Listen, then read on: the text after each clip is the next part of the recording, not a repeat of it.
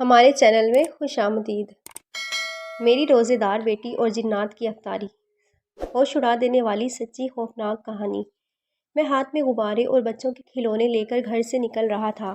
دبی آواز میں بیوی نے مجھے پکارا، آج دعا نے روزہ رکھا ہے۔ یہ سن کر میرے پیروں تلے سے زمین نکل گئی۔ میں بیوی سے کہنے لگا، کیا ضرورت تھی اسے روزہ رکھنے کی؟ اس کی عمر تو دیکھو، ابھی 11 سال کی بھی نہیں ہوئی اور تم نے اس سے روزہ رکھوا لیا۔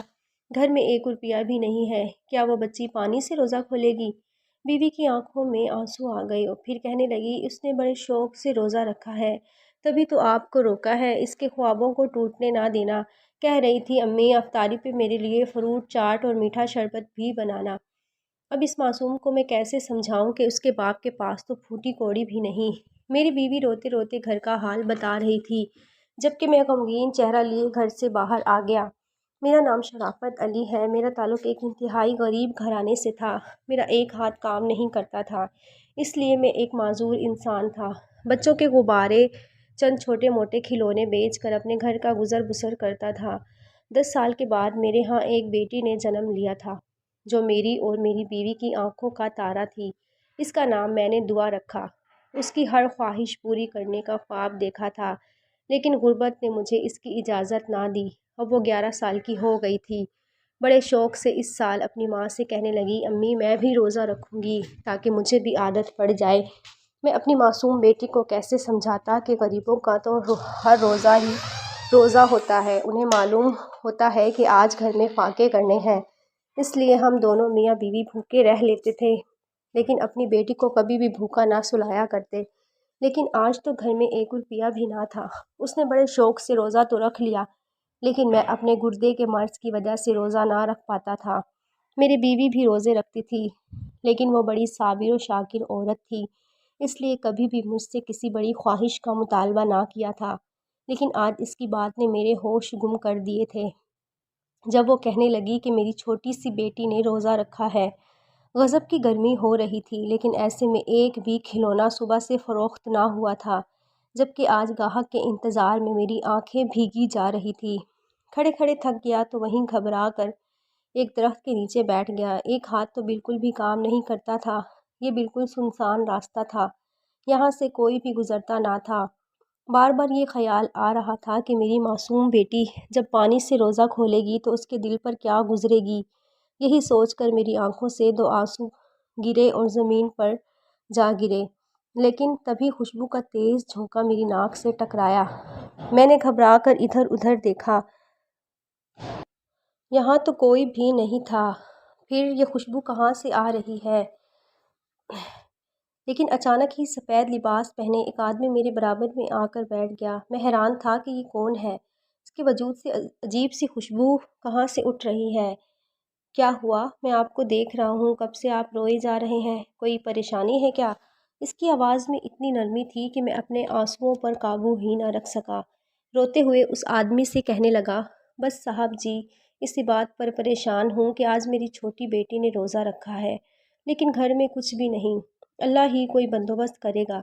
میں اداسی سے اس سے کہنے لگا۔ تبھی اس نے میرے کندھے پر اپنا بھاری ہاتھ رکھا اور کہنے لگا، ضرور وہی تمہاری مدد کرے گا، دیکھو اللہ دلوں کے حال اچھی طرح جانتا ہے، اس لیے وہی کوئی سبب بنائے گا، پریشان مت ہو۔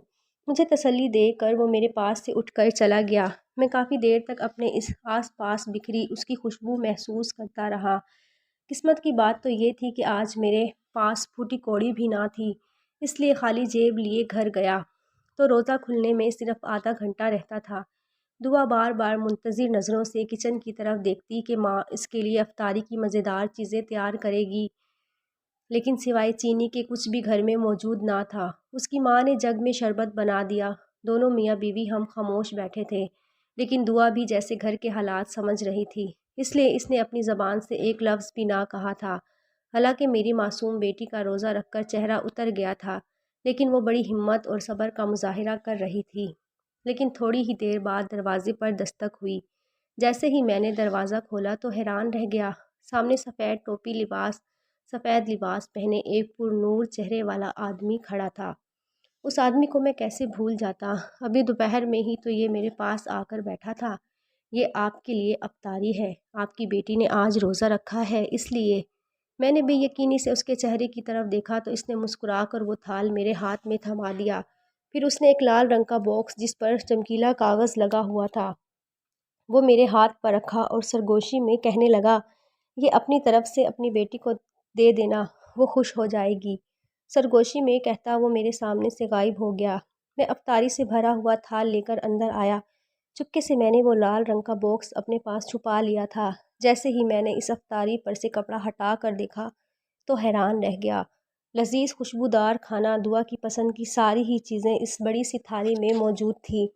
وہ بڑی خوش نظر آ رہی تھی، ایسے لگ رہا تھا جیسے بھوک اور تھکن کا احساس اس کے چہرے سے دور ہو گیا ہو۔ میری بیوی بھی حیران تھی، کہنے لگی، ہمارے پڑوسی تو پانی کا بھی نہیں پوچھتے، یہ کس نے بھیجا ہے؟ لیکن میں اپنے رب کا شکر ادا کر رہا تھا جس نے اس افطاری کا وسیلہ بنایا تھا۔